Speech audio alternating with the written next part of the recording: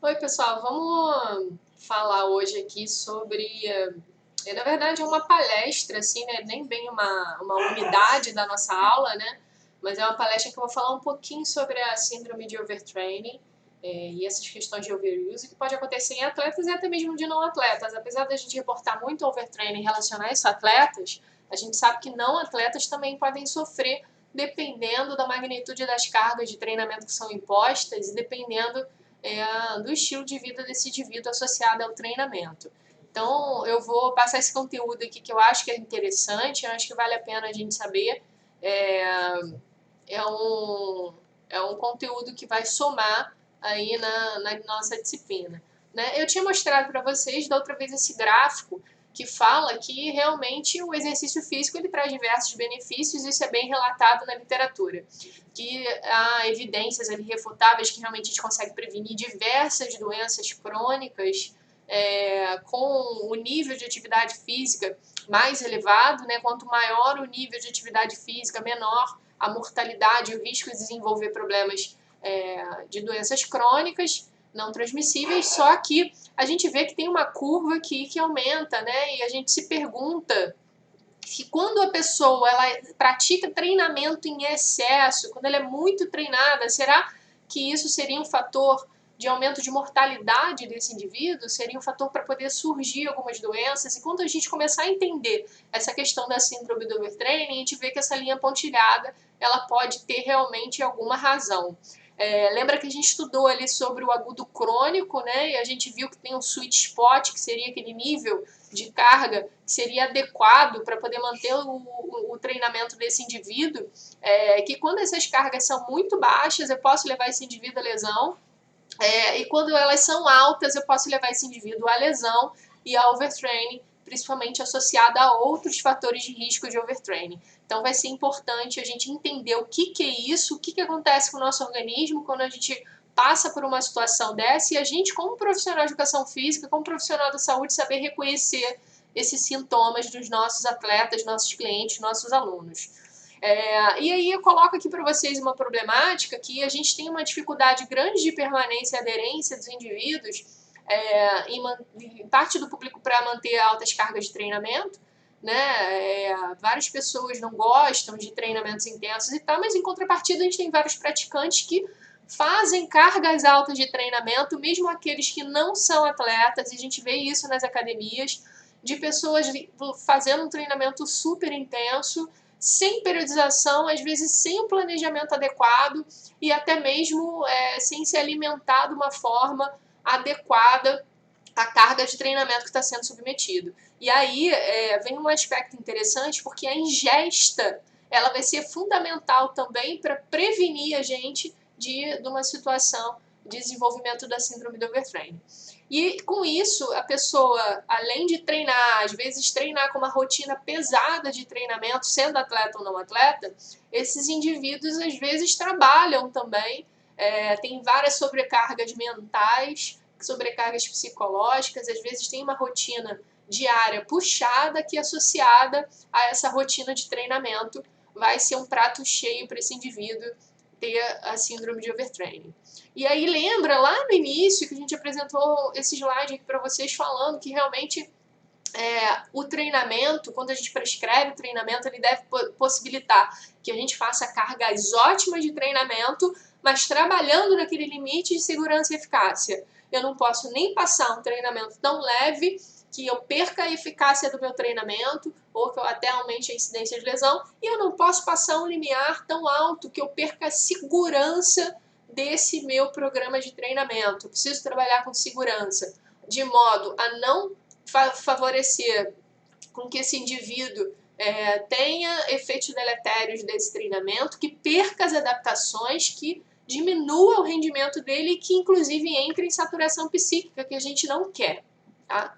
E uma das coisas que acontecem com o overtraining também é essa saturação psíquica. Então a gente vai querer que esses indivíduos permaneçam aumentando o rendimento deles, né, satisfeitos com o treinamento, e para isso o ideal é que realmente a gente manipule as cargas de maneira ondulatória, assim como a gente está aprendendo na disciplina aí a controlar e manipular essas cargas de treinamento.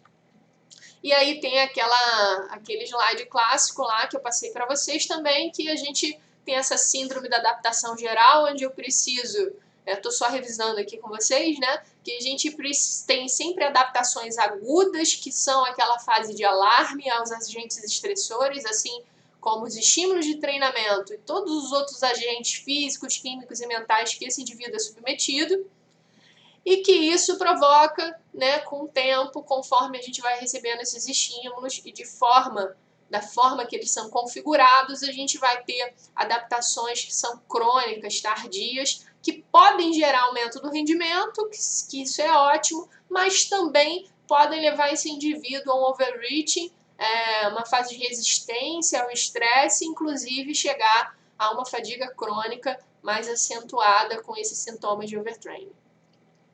E a gente viu que dependendo como a forma que a gente configura essa carga, né, eu posso ter linhas de supercompensação, uma melhora da performance de forma aguda desse indivíduo, mas eu também posso provocar até mesmo overreaching funcional, onde eu levo esse indivíduo a um determinado grau de fadiga que é recuperável, e eu propositalmente coloco ele num grau de fadiga acumulado que eu recupero isso em algumas semanas, e aí ele tem uma grande supercompensação, e às vezes a gente, quando erra na mão, erra na dose, pode levar esse indivíduo a um overreaching não funcional, onde ele entra nesse grau de fadiga acumulada, mas ele não consegue se recuperar adequadamente, e que pode evoluir até mesmo para uma síndrome de overtraining, onde realmente ele não se recupera mais e ele vai demorar meses se recuperando.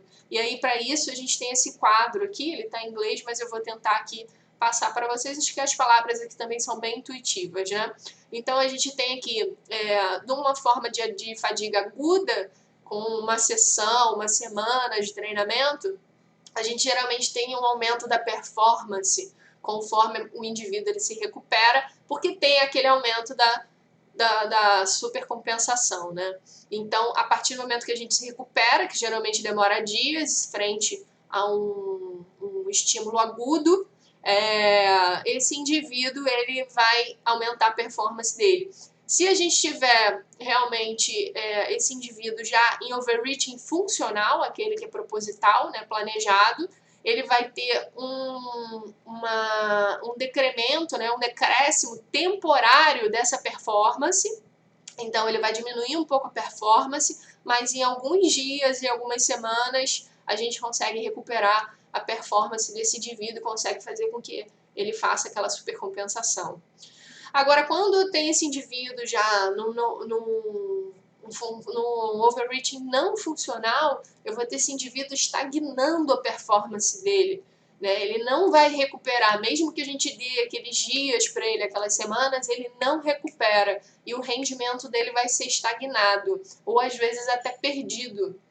E aí, para eu recuperar um overreaching não funcional, eu posso levar semanas, às vezes até meses. Agora, quando o indivíduo chega realmente num quadro que a gente caracteriza ele como um quadro de síndrome de overtraining, esse cara vai perder performance, ele vai perder o rendimento, como a gente vai mostrar aqui, e ele vai demorar meses para se recuperar. Então, vai ser importante que a gente não deixe ele chegar nesse quadro, porque isso pode realmente acabar com a carreira de um atleta. E quando a gente fala em síndrome de overtraining, esse artigo é muito interessante, é um artigo em inglês de 2019, mas que eu vou falar bastante dele aqui.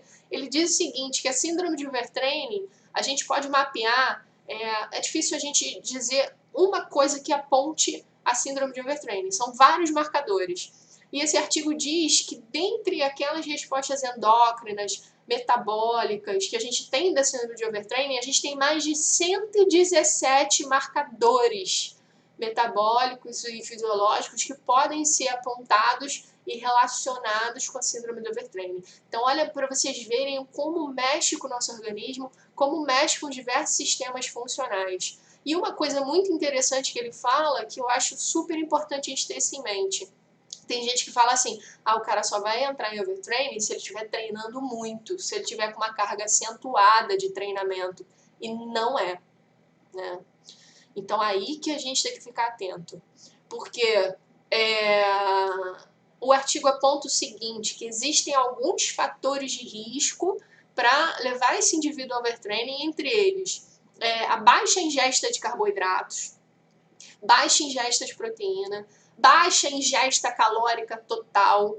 Então, se o indivíduo treina numa proporção e não recupera a caloria total, né, que ele treina, e aí vem um alerta aí para o pessoal que faz dietas, né, e às vezes que está treinando ali com uma carga mais alta e fazendo um low carb durante muito tempo, enfim. A qualidade do sono, se esse cara não dorme direito, ele tem um fator de risco para overtraining. E o esforço cognitivo simultâneo. Então, aquela pessoa que está ali estudando muito, que está trabalhando muito, está com uma sobrecarga de trabalho, uma sobrecarga mental, isso vai ser fator de risco. E eu botei em vermelho porque esse artigo diz o seguinte: todos esses fatores de riscos aqui são fatores de riscos independentes da carga de treinamento dos atletas. Ou seja, o cara pode estar treinando com uma mesma carga, né, que ele já está acostumado, né, que ele já foi submetido, que ele suporta bem. Mas a partir do momento que eu tenho esse cara se alimentando mal, dormindo mal, com sobrecarga mental, eu posso, com aquela mesma carga, ter esse cara indo, sendo levado à síndrome de overtraining. Então, isso é muito importante da gente saber e da gente pensar em todos esses aspectos do treinamento que cercam, que são fatores indiretos do treinamento, que às vezes que são mais, que perpassam aquela nossa ação lá dentro da academia, dentro do box de crossfit ou dentro da pista, dentro da quadra com o nosso atleta do campo, que é o que ele está fazendo fora e como está a vida dele lá fora. Bom, e aí eu vou falar para vocês aqui um passo a passo. Esse daqui eu acredito que é um dos slides mais importantes, tá, da nossa palestra, porque ele fala realmente como que acontece, né, esse insight, esse desenvolvimento da síndrome de overtraining, que está relacionado também às questões de estresse oxidativo, que eu vou falar mais na frente, e como que acontece esse passo a passo para o cara desenvolver essa síndrome, todos esses sintomas e esses marcadores que a gente falou. Então, a gente falou que fatores de risco para overtraining o treinamento excessivo ou progressivo, às vezes quando faz aquela carga linear, né? A baixa ingestão de proteína e carboidrato, depleção crônica de energia, então o cara vai sendo minado nessa energia, né, com o tempo, o sono não reparador, e uma sobrecarga cognitiva, uma sobrecarga mental. Então, se a gente tiver vários fatores desses associados, maior ainda o nosso risco de ter overtraining, né? Mas às vezes apenas 2 desses fatores ali já podem levar esse cara à síndrome também, tá? É difícil de saber ali quantos fatores realmente vão ser esses fatores causais da síndrome. E aí, com isso, o que acontece? O cara tá lá, tá treinando, não se recuperou. Tá treinando, não se recuperou. Né? E a supercompensação dele já foi embora. Né? Ele entrou num estado de overreaching não funcional. Ele tá com uma fadiga crônica, mas ele não recuperou. E aí, o organismo dele vai começar a se sentir tão fadigado e não recuperado que ele vai começar a desenvolver algumas adaptações crônicas para a sobrevivência. Porque o cara, ele não pode entrar no estado que ele morra por falta de energia, por fadiga. Então, o corpo, para se defender, entra num sistema de sobrevivência, tá?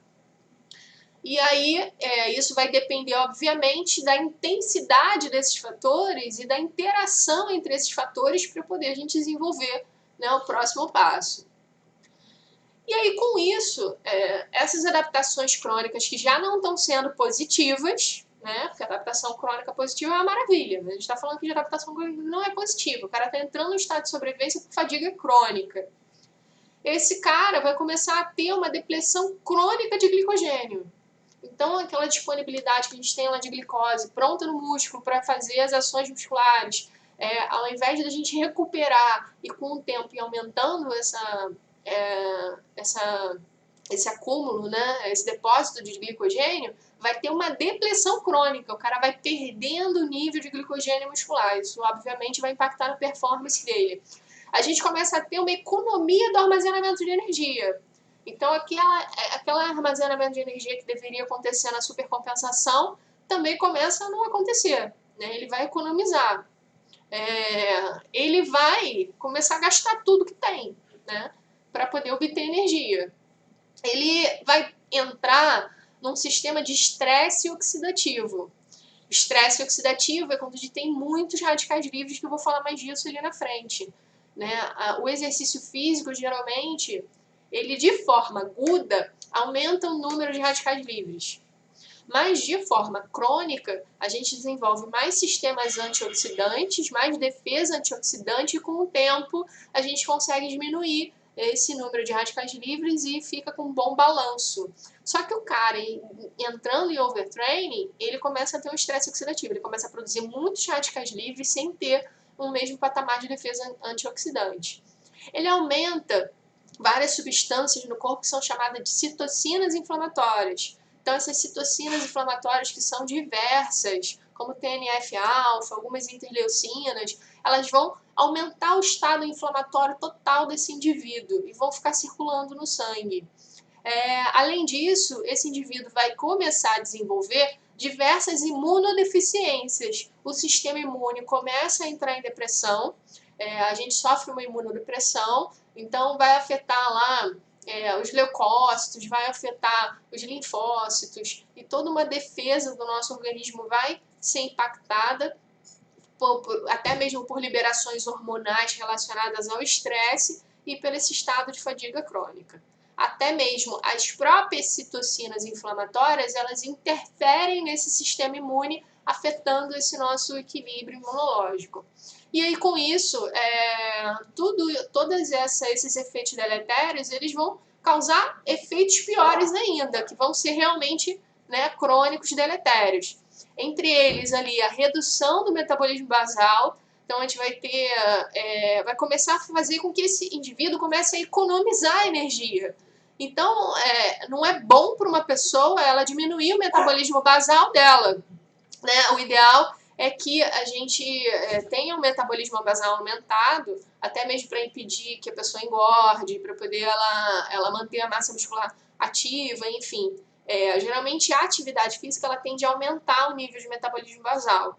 E a redução do metabolismo basal vai fazer a pessoa ficar mais cansada ainda, a economizar mais energia, né? A não ter esse gasto calórico. Tentar não gastar calorias justamente para impedir esse estado de fadiga crônica. E aí esse indivíduo vai começar a entrar num estado que é um estado anti-anabólico, ou seja, anabólico é de construção de músculo, de osso, né, anabolismo, e ele entra no estado pró-catabólico, ele começa a catabolizar o próprio organismo. Ele vai ter uma degradação de proteínas, vai ter uma degradação de diversos tecidos, até mesmo de cálcio, enfim. A gente começa a degradar os nossos tecidos porque está nesse estado de sobrevivência. E aí a recuperação muscular ela começa a ser mais lenta, né? A gente começa a queimar mais a proteína e a não ter um turnover proteico, né? Aquela reposição de proteína pós-exercício que deveria ocorrer. Então, o indivíduo ele entra nesse estado de economia de energia. A gente começa a ter uma falha nas respostas hipotalâmicas, porque o hipotálamo ele entende que a gente está em estresse, que está no estado de sobrevivência, ele começa a mandar hormônios de estresse lá para a hipófise, que manda para a suprarrenal, e a suprarrenal libera hormônios como, por exemplo, cortisol, adrenalina, que ficam aumentados. Conforme aumenta o cortisol e a adrenalina, o nosso hipotálamo entende que está legal desses hormônios e diminui a atividade dele. Mas quando o indivíduo está nesse estado de estresse, de overtraining, de fadiga crônica, a gente começa a ter falha nessas respostas hipotalâmicas. E o hipotálamo, pessoal, ele é super importante para a gente, para a regulação de todos os nossos processos de homeostase, de vários processos de homeostase, porque ele é um grande centro regulador da homeostase que age muito em conjunto com a hipófise. Então vai ser super importante, né? A preservação desse hipotálamo, e essas falhas vão ser complicadas. E esse indivíduo vai começar a entrar num estado hipometabólico, né, global, então todo o corpo dele vai entrar no sistema de economia de energia, e com isso, até para poder a gente manter essas funções e o organismo tentar manter as funções e os órgãos funcionando, mesmo que com pouca disponibilidade de energia, a gente entra no aumento de atividade simpática. A atividade simpática, lembra, que é aquela que faz aumentar o coração, que faz bater mais rápido. Então, o indivíduo que ele está com a síndrome de overtraining, ele começa a aumentar o nível dele de adrenalina, noradrenalina, o coração ele pode ficar com arritmia, pode ficar com taquicardia, a gente tem um aumento da frequência respiratória, da frequência cardíaca, até mesmo quando acorda, né? E isso, inclusive, vai ser uma avaliação interessante para a gente fazer enquanto treinador. E esse indivíduo, ele começa a preservar o estoque dele de energia, porque o organismo não quer perder aquela quantidade de energia que ele tem, né? E que ele tem estocado, para se a situação ficar mais crítica, como uma adaptação crônica para a sobrevivência, ele tenta economizar a energia guardada que ele tem de gordura. E aí a gente entra num estado de tentar prevenir contra a lipólise, para não gastar gordura, o que não é legal também, né? Porque a gordura é um nutriente super importante, um substrato energético fundamental para os nossos processos de produção de energia. E aí, como resultado somático desse gatilho todo, OTS, Overtraining Syndrome, tá? Síndrome do Overtraining, OTS. Então, quando acontece isso tudo no organismo, que vocês veem que não é uma coisa tão simples, né? Não é só, tá cansado, não é isso, né? É um troço que envolve todos os nossos sistemas e é muito grave. E aí a gente vai ter esse indivíduo entrando realmente no estado de fadiga física central, que é mental, uma redução do desempenho, da potência, do endurance e diversas outras valências físicas, e entrando nesse estado de hipometabolismo, né? Ele começa realmente a diminuir o rendimento dele. Falando desse eixo hipotalâmico, hipofisário, adrenal, ou pituitário adrenal, que está relacionado à síndrome, esse artigo aqui ele é interessante, de 2017, que ele fez o seguinte, ele comparou um grupo que era de atletas que já estavam com a síndrome de overtraining, tá? Então aqui, ó, TS affected, a galera que já estava afetado pela síndrome de overtraining, de pessoas que eram saudáveis e de pessoas sedentárias, tá? Que não praticavam atividade física. E olha que situação. A gente vê que o nível, que a média de cortisol desses indivíduos, quando eles eram atletas saudáveis, esse nível de cortisol estava aumentado, né? E quando esses indivíduos eles foram submetidos a uma hipoglicemia, vendo um teste de tolerância da insulina, onde colocava a insulina nesses indivíduos para poder induzir o que acontece mais ou menos no exercício, esses indivíduos aumentaram mais ainda o cortisol, que para o exercício, que para esse estado de hipoglicemia, é uma resposta interessante. A gente precisa realmente que aumente a resposta do cortisol no exercício, não quando está em repouso, né? E aí a gente vê que os caras com overtraining, mesmo sendo atletas treinados, eles tiveram uma resposta mais parecida com os sedentários. Eles não responderam tão bem a essa questão da simulação do que acontece com o nosso metabolismo no exercício. E a mesma coisa aconteceu com esse hormônio aqui, a CTH, que é a corticotrofina, que é liberada pela hipófise e que é estimulada pelo hipotálamo. E aí a gente vê que essa disfunção hipotalâmica fica muito clara, né? Que esses indivíduos que são afetados pela síndrome de overtraining, também quando eles são induzidos a essa hipoglicemia, eles também ficam com a corticotrofina baixa, eles não respondem aumentando a corticotrofina para aumentar a disponibilidade de energia. E aqui, 30 minutos depois da hipoglicemia, a gente vê também que as respostas dos indivíduos com overtraining também foram parecidas com o sedentário. Eles começam a não se comportar mais como atletas de alto rendimento, né? E aí a gente pode apontar diversos sintomas aí da síndrome de overtraining, entre elas a redução prolongada do desempenho. Então, mais que 10% do desempenho desse indivíduo ele pode ser ele pode ter como redução, e isso é prolongado, né? Ele não recupera isso, mesmo descansando, mesmo fazendo um deload, um taper, mesmo diminuindo a carga de treinamento. Aumento da percepção de esforço, isso é um sinal também bem claro. O cara, para aquela mesma carga de treinamento, ele começa a se sentir mais cansado, ele vai dar uma nota maior pro PSE. Por isso que é importante a gente medir a carga interna, né? Lembra que eu falei tanto com vocês lá de carga interna, de monotonia, de strain, de agudo crônico, são cálculos que a gente faz baseado na percepção de esforço, e que isso pode ser um sinal de alerta para a gente não levar o cara a chegar nesse ponto. A redução do tempo de fadiga, né, mais que 20% ali com relação ao tempo que o cara vai levar para entrar em fadiga quando começa a fazer o exercício, né? Então, ele, por uma mesma carga, ele entra em fadiga mais rápido. Uma fadiga prolongada de mais de 2 semanas, não responsivas ao repouso. Então, aquilo, bota o cara em repouso, posso te dar férias para ele, ele vai continuar se sentindo cansado, ele já vai acordar cansado.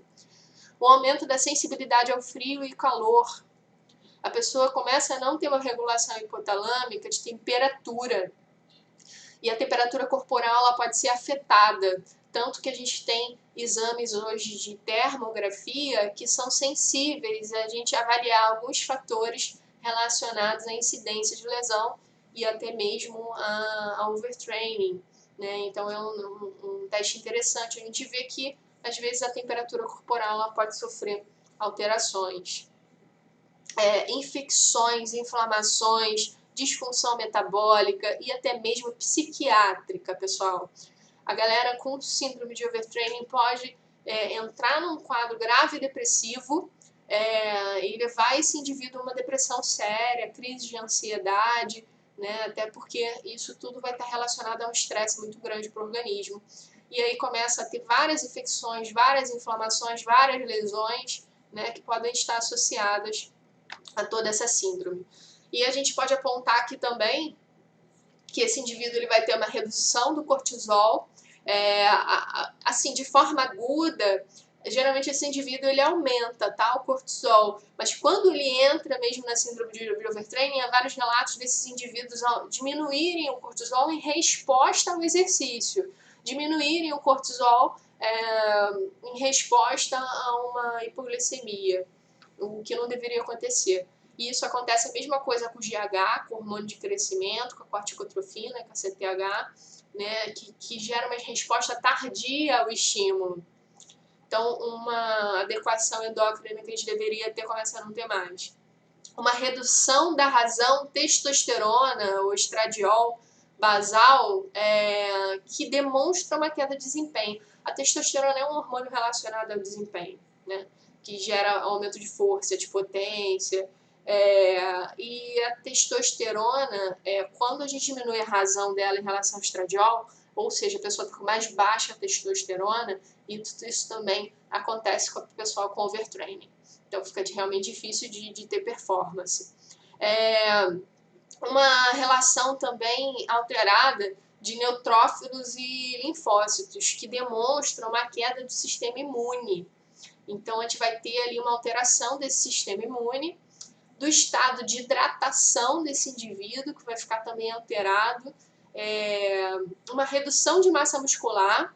Então, mesmo a gente aumentando os níveis de tensão, né, a gente tem uma redução da massa muscular, aparecimento de trigger point, né, o cara fica tenso, fica com dor muscular, e gordura visceral. E isso é bem complicado, porque esse aumento de gordura visceral quando a gordura ela começa a acumular em algumas regiões, que são regiões que a gente chama de ectópicas, né? São regiões não atípicas para acumular essa gordura, e ela vai começar a acumular em esses pontos, porque o indivíduo ele diminui essa taxa da lipólise e entra no estado de estresse oxidativo, que começa a oxidar a gordura no nosso organismo e ela acaba aderindo a esses tecidos que não são interessantes, como, por exemplo, o fígado, o rim, gordura no coração, né, em várias vísceras ali que não são interessantes de se ter gordura.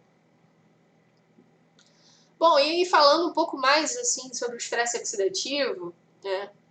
A gente tem os caras chamados radicais livres aí, que são, na verdade, átomos de oxigênio que perderam elétrons. Pelo menos de 2 a 5% do oxigênio que a gente respira, eles, ao invés lá de se ligarem com a água e tal, a gente acaba perdendo elétron dessa molécula de oxigênio, que pode acontecer no citoplasma, na mitocôndria, e ali, a partir do momento que ele perde esse elétron, ele começa a tentar roubar elétron dos outros. E aí, esse radical livre, essa espécie reativa de oxigênio, que a gente chama, né, reativa porque ela está reagindo ali tentando roubar o elétron dos outros, ela começa a fazer uma erosão nas membranas das células, começa a danificar as nossas células e podem inclusive danificar o núcleo dessas células. E a gente, no nosso organismo, a gente tem vários mecanismos antioxidantes, inclusive alguns mecanismos endógenos mesmo, que são alguma produção de algumas substâncias que impedem com que esses radicais livres eles acumulem, né? Então, vou até mostrar uma reação aqui que mostra bem isso. Entre essas substâncias que são antioxidantes, a gente tem ali algumas vitaminas, né? A, E, C, por isso que é bom tomar vitamina C, que o pessoal fala, né? E lógico que uma dose adequada. Zinco, selênio, que também é um antioxidante, glutationa peroxidase, superóxido dismutase. E algumas outras substâncias aumentam a produção de radicais livres. O que acontece? Quando a gente tem radicais livres sendo produzidos, a gente está respirando, né? Está produzindo. A gente tem um sistema antioxidante que está combatendo isso para não deixar eles acumularem. Se eles acumularem, a gente vai chamar isso de estresse oxidativo. E isso vai danificar as nossas células. Então, a gente não pode deixar o indivíduo entrar num estado de estresse oxidativo, mas quando ele está na síndrome de overtraining, ele entra nesse aspecto. Esse artigo aqui é bem interessante, que é um artigo de 2016, que ele fala sobre a questão do estresse oxidativo totalmente associado a essas questões do overtraining. E aí é aquilo que eu falei para vocês. O exercício agudo, ele induz o estresse oxidativo, ele aumenta radicais livres. Por quê? Numa sessão de exercício, a gente está respirando mais, né? Você está botando mais oxigênio, sua célula está trabalhando mais. A célula trabalhou mais, automaticamente a gente produz mais radicais livres. Só que, em contrapartida, quando esse indivíduo começa a treinar, e começa a treinar de forma regular, ele, como uma adaptação crônica, ele vai aumentar os níveis de pró-oxidante dele, né, de antioxidante. Então, a gente começa a melhorar a nossa defesa contra esses radicais livres, aumentando algumas enzimas, aumentando algumas substâncias que vão combater esses radicais livres. E é lógico que é importante também te associar uma alimentação antioxidante, rica em frutas, né, em verduras principalmente. Então, a gente pode ver que, a gente pode dizer que um baixo nível de atividade física leva a um menor desempenho do indivíduo. Quando ele aumenta esse nível de atividade física, ele tende a aumentar o desempenho. Mas quando a gente tem um excesso desse nível de atividade física, isso pode levar a uma redução do desempenho, que a gente pode chamar dessa síndrome de overtraining. Então, aqui a gente tem alguns fatores que a gente consegue analisar para identificar esse estresse oxidativo, que é uma detecção direta dos radicais livres, né, que dá para poder medir, mas isso é um pouco difícil, né? Você medir diretamente os radicais livres. E você pode medir, também analisar alguns danos mediados por esses radicais, como, por exemplo, a oxidação de lipídios, que às vezes o lipídio, quando ele tem contato com o radical livre, ele se transforma em lipídio oxidado, proteínas, a própria alteração do DNA, que se for afetado, e até mesmo algumas enzimas. Essas enzimas que são tanto oxidantes quanto antioxidantes, a gente avalia elas, né, e a gente pode ver por esses marcadores, coletando até o sangue do indivíduo mesmo. Isso é uma coisa, inclusive, que eu vou fazer, que eu estou fazendo na minha tese, que a gente está analisando nos pilotos de caça para ver o nível de estresse oxidativo deles, né? Então, a gente tira o sangue deles logo lá de manhã, esse sangue está lá armazenado, a gente ainda não analisou, vai começar analisar esse nível de estresse oxidativo nesses indivíduos.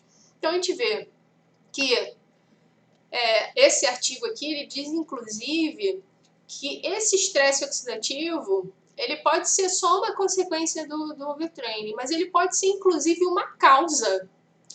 Então ele é tão relacionado a essa questão do overtraining que a gente pode até apontar isso como uma causa do overtraining, de talvez esse estresse oxidativo começar a desencadear todos esses outros efeitos deletérios, né? Conforme a gente aumenta cargas de treinamento e outros fatores de risco. E aqui mostra essa formação dos radicais livres, num esqueminha bem didático, onde a gente vai lá, respira esse oxigênio, na hora lá que ele vai ser metabolizado, né? A parte dele vai se ligar com a água no final lá das reações químicas, vai se ligar com o hidrogênio, ele vai se transformar lá em uma molécula de água, e 2 a 5% vai se transformar em superóxidos, que já são espécies reativas de oxigênio, mas elas não são tão danosas, tá? Só que por outras reações químicas, esses superóxidos, eles podem se transformar em peróxidos de hidrogênio, que também são espécies reativas, que pode também se transformar, principalmente em presença do ferro, se transformar em radical hidroxila, e que é apontado como um dos piores radicais livres que tem. Por quê? Esse radical hidroxila, ele é muito agressivo e ele tem uma meia-vida curta, então ele ataca muito a célula e a gente não pode deixar isso acontecer, de ter muitos radicais hidroxilas. E aí que vem aquelas substâncias que são antioxidantes, como por exemplo o SOD, né, que eu falei para você, que é a oxigênio dismutase, a glutationa peroxidase, a catalase, que vão impedir com que essas reações vão lá e se transformem em hidroxila. E aí, para isso, a gente vê que o ideal realmente é a gente manter essas cargas de treinamento adequadas com diminuição desses fatores de risco de overtraining. Aqui diz o seguinte, que a resposta inflamatória, pelo aumento, né, da suscessibilidade de infecções, elas são atribuíveis a alterações no status de células imunes. Então, a gente vai ter uma relação, inclusive, desse estresse oxidativo com aumento de resposta inflamatória e com uma diminuição do nosso status de imunidade. A gente vai ter neutrófilos e macrófagos gerando superóxido, que pode ser convertido nesses peróxidos de hidrogênio, né? E que vão reagir com o superóxido ali na presença de um metal, geralmente o ferro, para formar esse radical hidroxila. Então a gente vai ter uma resposta inflamatória aumentada, aumentando o número de neutrófilos e de macrófagos, que são células que teoricamente são de defesas, mas elas em excesso, por um perfil inflamatório, podem afetar essa produção, aumentando essa produção de radicais livres. Então isso vai ser ruim para esse indivíduo.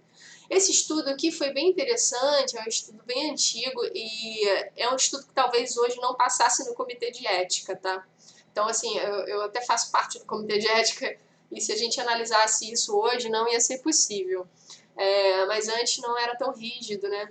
Então eles pegaram 12 homens e eles fizeram o seguinte, falaram para esses caras, a gente vai fazer aqui 12 semanas de treinamento com vocês. Só que cada semana a gente vai aumentar a carga de forma absurda, tá? Então, eles fizeram lá 2 sessões por semana, na primeira semana. Na segunda semana, eles fizeram 8 sessões na semana, né? Foi mais de uma por dia. Então, eles aumentaram muito a carga de treinamento, não só na frequência, mas também na carga.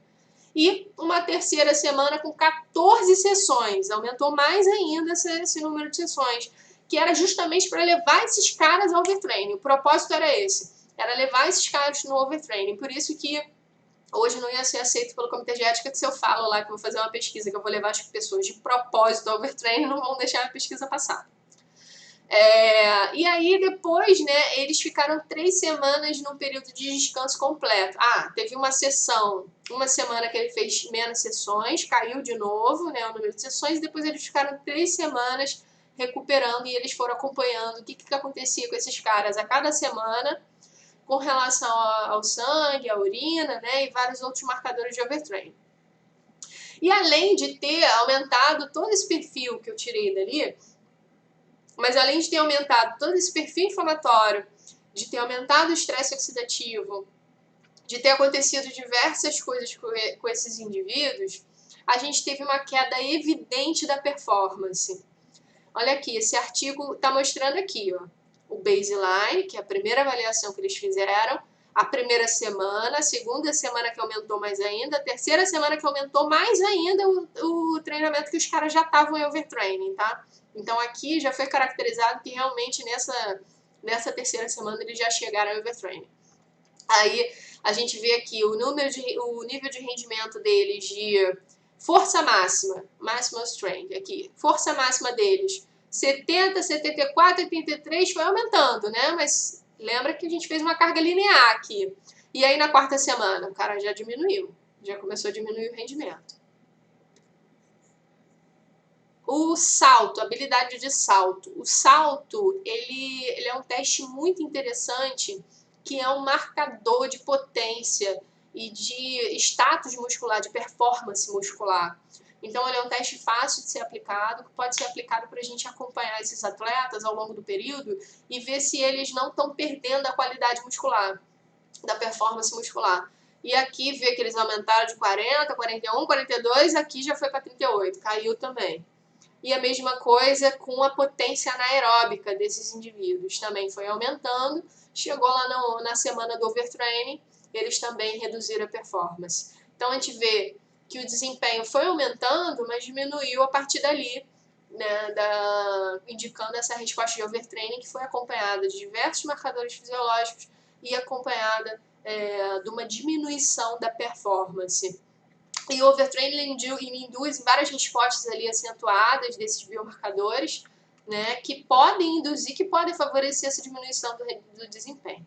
Então, tudo isso tem uma explicação fisiológica que eu falei para vocês anteriormente. E aqui, vamos falar um pouco também de marcadores cardiovasculares que são relacionados ao overtraining. O mecanismo do overtraining, né, a gente pode fazer... A gente ainda não tem, assim... Como que a gente pode detectar de forma precoce o overtraining para não deixar ele acontecer? Então, isso ainda não é muito claro na literatura. Mas algumas coisas já são importantes. Uma, que a gente falou sobre a questão do controle da carga interna, da percepção de esforço. Uma outra é a gente medir a frequência cardíaca. E por que a frequência cardíaca ela pode ser um bom marcador também? Tá? Não é frequência cardíaca durante o treino, não. Durante o treino também, mas assim, principalmente em repouso do indivíduo, quando ele chega para treinar, quando ele está em repouso. Além de outros fatores, são fisiológicos, bioquímicos, imunológicos, né? Todos esses marcadores psicológicos de motivação, que o indivíduo está motivado ou não para o treinamento, do desempenho, a gente tem vendo que esse indivíduo, enquanto a espera da adaptação crônica ao treinamento era que ele diminuísse a frequência cardíaca de repouso, né? Geralmente o cara que está melhorando, conforme ele melhora com o treinamento, acontece o quê? A frequência de repouso diminui, porque o coração dele está mais forte, está mais potente. Então a tendência, o que eu espero de um cara que está treinando e fazendo um treinamento adequado é esse azul aqui. Eu espero que ele diminua a frequência de repouso, que ele diminua a frequência submáxima. O que é submáxima? Numa mesma intensidade de esforço. Vamos supor que ele correndo a 10 km por hora, que ele apresente uma frequência cardíaca X. E com o tempo, conforme ele vai treinando, a tendência naqueles mesmos 10 km por hora de corrida é a frequência ficar mais baixa, porque o corpo dele mais treinado faz menos esforço para aquele nível de rendimento. Um aumento da velocidade de recuperação da eficiência. Esse cara, quanto mais treinado ele tá, mais bem ele recupera a frequência cardíaca após o treinamento. É isso que a gente espera dele, né? E um aumento da variabilidade da frequência cardíaca, que eu vou falar para vocês agora. A variabilidade da frequência cardíaca, principalmente da atividade vagal, é o controle neural cardiovascular. Ela indica para a gente como que está o controle do sistema nervoso autônomo sobre o sistema cardiovascular. O que a gente espera é que pessoas mais treinadas, pessoas com melhor condicionamento físico, pessoas mais saudáveis, mais jovens, que elas apresentem um aumento da variabilidade da frequência cardíaca. A variabilidade, a variação da frequência dela vai ser maior, tá? Vou explicar melhor isso aí. E aí, como efeito paradoxal, se você tem esse cara entrando em overtraining, ele, ao invés de ter todas essas adaptações positivas aqui, ele vai ter o quê? Destreinamento, diminuição da performance, fadiga crônica, overreaching não funcional, overtraining, e vai acabar aumentando a frequência cardíaca de repouso, diminuindo a velocidade de recuperação, diminuindo a variabilidade da frequência cardíaca, que são adaptações que a gente não quer. Bom, como que funciona essa questão do controle cardiovascular, né? Que para poder a gente explicar o que é a variabilidade da frequência cardíaca e como que ela pode ser um marcador interessante. A gente vai ter o nosso coração, ele geralmente é controlado pelo sistema nervoso autônomo, ele é controlado também de forma intrínseca por outros fatores, mas ele é basicamente controlado pelo sistema nervoso autônomo, simpático e parasimpático. O simpático, quanto mais a gente tem um aumento do simpático, mais aumenta a frequência cardíaca, que esse HR aqui que está em inglês é heart rate, né? Quanto mais a gente tem um aumento simpático, maior a frequência cardíaca, e que como consequência maior também é o volume sistólico, tá? O SV, que é o volume sistólico, o volume que sai do coração em cada batida. A atividade parasimpática tenta frear isso. Você vê que tem um sinal de menos aqui, né? Então, ela é controlada pelo nervo vago, por isso que a gente chama também o parasimpático de atividade vagal. E essa atividade vagal diminui a frequência cardíaca. E com isso, quando a gente tem um aumento da frequência cardíaca, um aumento do volume sistólico, a gente aumenta a pressão arterial, né? E o nosso barorreflexo, o que é o barorreflexo, pessoal? São alguns receptores que a gente tem no organismo que percebem como que está a pressão arterial. Então, se a pressão aumenta, esses receptores falam, a pressão aumentou aqui, diminui aí, né? Então, eles ficam ligados com relação à pressão arterial. Se a pressão aumenta, esse barorreflexo avisa lá para o cérebro que a pressão aumentou, ele faz diminuir a atividade simpática e ele faz aumentar a atividade parasimpática, que é para a gente diminuir a pressão. Tá? E aí, com isso, a gente tem o nosso sistema acontecendo isso. A atividade simpática ela também aumenta a vasoconstrição, tá? Vasomotor tone, o tônus vasomotor, que faz com que o vaso fique com mais vasoconstrição, mais apertadinho. Então, a atividade simpática faz uma vasoconstrição, que é justamente para aumentar a pressão arterial também. E o parasimpático, né, é sempre o efeito contrário. Então, a gente tem esse mecanismo aqui acontecendo e a gente vê que o nosso organismo o tempo todo está muito atento às demandas. Então, se eu levantei, esse sistema todo vai reconhecer que eu levantei, que a pressão caiu, vai aumentar a frequência cardíaca, vai fazer com que eu regule o meu sistema. Se eu comecei a fazer exercício, eu vou começar a aumentar a atividade simpática, aumentar a frequência cardíaca, aumentar a pressão arterial, né, e isso vai se retroalimentando. Eu parei de fazer exercício, eu vou diminuir a atividade simpática, eu vou aumentar a atividade parasimpática para o meu corpo se recuperar. Tá? Então, isso acontece o tempo todo. E conforme esses controles que acontecem, isso aqui vai refletir nesse espaço, no espaçamento entre uma batida e outra. Então, eu tenho uma batida de frequência cardíaca, eu tenho um intervalo em milissegundos até acontecer outra batida da frequência cardíaca e outro intervalo em milissegundos. Esse intervalo aqui eu chamo de intervalo RR, tá? Cada R desse é uma batida do ventrículo, é a despolarização do ventrículo. Então, esse intervalo RR, que é esse tempo em milissegundos entre as batidas, é o que vai me dar aquele cálculo que eu falei para vocês da variabilidade da frequência cardíaca. Quanto mais variação a gente tem entre esses intervalos, melhor é o prognóstico da pessoa, melhor é a função cardiovascular dela. Se a gente tem pouca variação desses intervalos em milissegundos, é sinal de que o coração não está esperto à demanda, às vezes o cara está com menos sensibilidade barorreflexa, o coração não está respondendo tão bem, e com isso a gente aumenta o risco desse cara ter problema cardiovascular, de ter risco de morte, de desenvolver outras complicações, tá? Então, quando o cara sofre overtraining, e aí que vem, ele começa a ter um desbalanço autonômico cardiovascular. Lembra que eu falei para vocês que ele tem um aumento simpático e uma diminuição parasimpática. Então, a gente vai ter aqui alterações, né, em vários marcadores, tá? O que acontece, pessoal? Não dá tempo de eu explicar assim muito a fundo o que é a variabilidade, mas é importante vocês saberem porque cada vez mais se fala isso na área de educação física, tá? E inclusive, principalmente no esporte. A gente tem alguns marcadores que são mais falados. Quando a gente vai lá e faz o cálculo, né, por diversos algoritmos que o próprio sistema faz isso pra gente, graças a Deus, né, eles fazem. Então, o sistema calcula lá pra gente, a partir do momento que a gente dá o comando lá para alguns softwares específicos fazerem isso. Eles vão ver, a gente vai ver que tem alguns componentes que a gente chama que são componentes de alta frequência. São componentes aqui que estão em verde, em alta frequência, numa análise do domínio da frequência, que estão relacionadas à atividade parasimpática. A gente tem alguns componentes que são componentes de baixa frequência, low frequency, né, que é o LF.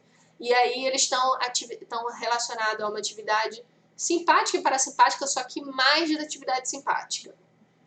E aí a gente faz uma razão também entre componente de baixa frequência e de alta frequência, que é o simpático sobre o parasimpático, para ver como que está esse balanço simpatovagal, como que está essa guerra no nosso organismo do simpático com o parasimpático. E a gente tem um outro marcador que já é no domínio do tempo, que é um marcador que é muito interessante, é o que é mais usado quando a gente fala em treinamento físico e overtraining, que é o RMSSD.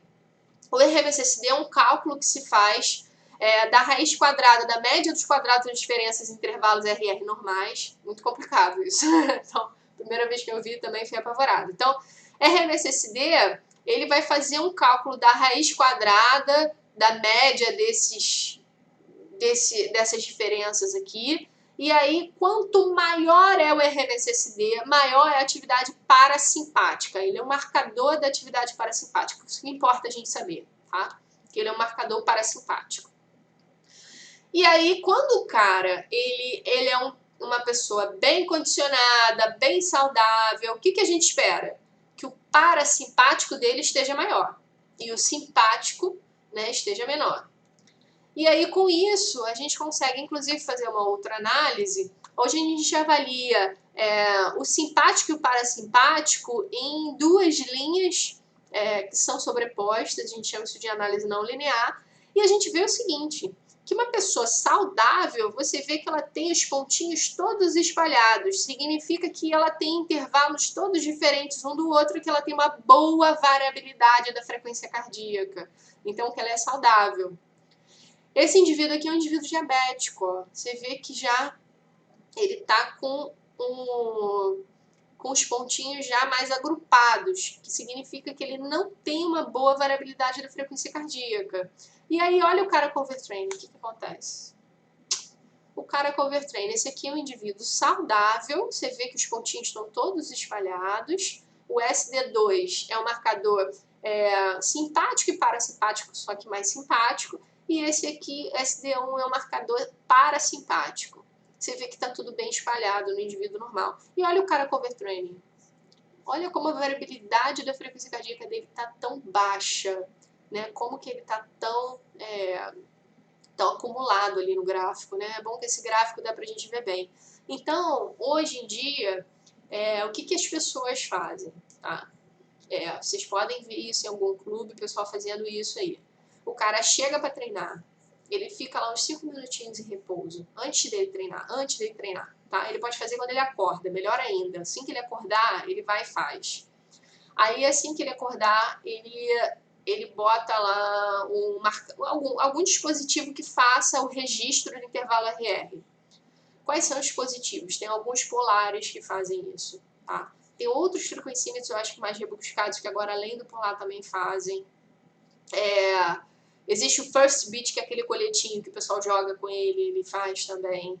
E até aplicativo de celular, pessoal. Eu uso aqui, eu tenho um que é o HRV for Training, que é o número 4. HRV for Training.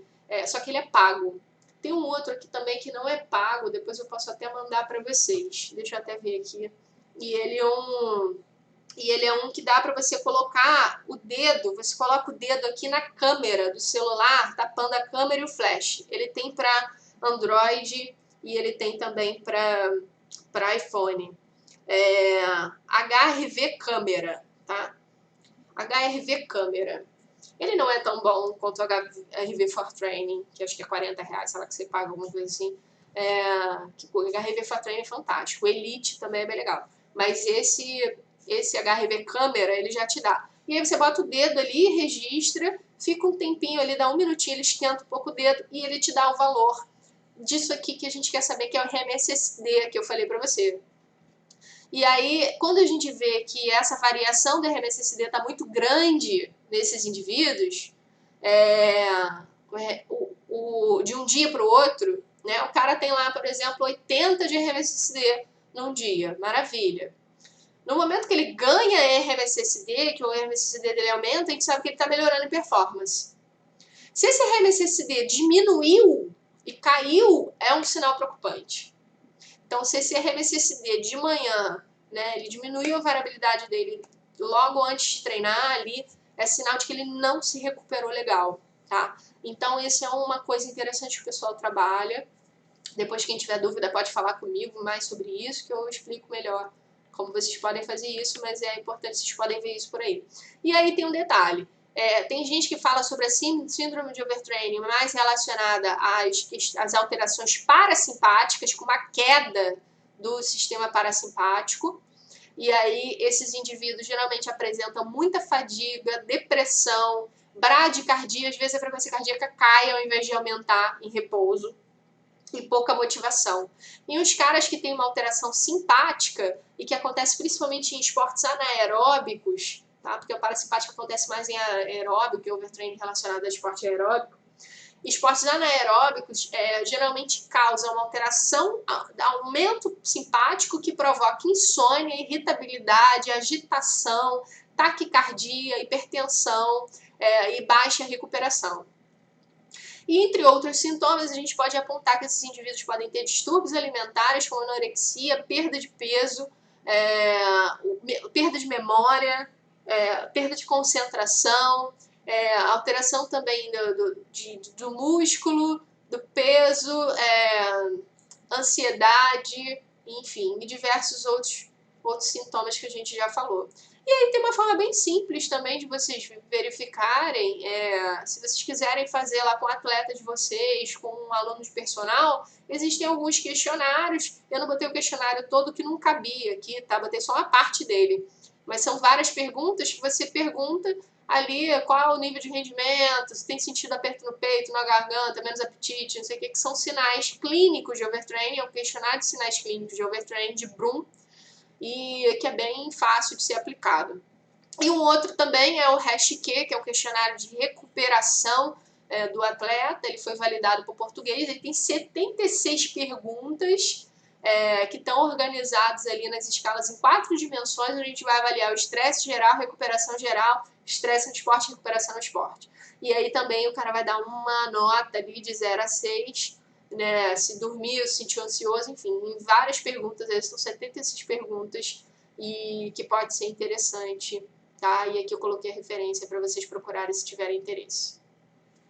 E aí, né, o grande aliado nosso aí, sempre a gente vê a percepção subjetiva de esforço pós-treino, como eu ensinei para vocês lá. A gente também aplicar escalas de recuperação, como que esse cara tá no dia seguinte antes de treinar, né? Que podem ser bons aliados para a gente não deixar isso acontecer com o nosso atleta. E até o mesmo slide que eu coloquei quando eu dei, o pessoal que está na atividade holística, que eu falei sobre a fisiologia do estresse, porque muita coisa que acontece com estresse crônico, quando a gente fala de fisiopatologia do estresse, é bem parecido com o que acontece com o nosso organismo quando está em overtraining, né? Com algumas particularidades, mas é bem parecido. O mecanismo de fisiopatologia é bem parecido. E aí é fundamental, né? Você planejar o teu treino, gerenciar o seu estresse, você planejar o seu repouso, fazer priorização, né, dormir mais, enfim, tudo isso aí. E aí eu vou pedir só um favor para vocês, pessoal. Eu tava querendo fazer umas lives ao vivo, né, com convidado e tudo lá nesse canal, que é o canal da minha empresa, onde eu tenho gravado as aulas para vocês. Eu tô colocando as aulas de vocês como não listado, só para vocês verem. Mas se vocês puderem, vai no canal e se inscreve, porque eu só posso fazer aula ao vivo a partir de 1.000 inscritos. E como era um canal que eu não usava, então eu não tenho muito inscrito ainda. Se vocês puderem dar uma clicadinha aí, tá? Esse aqui é meu Instagram, quem não tem ainda.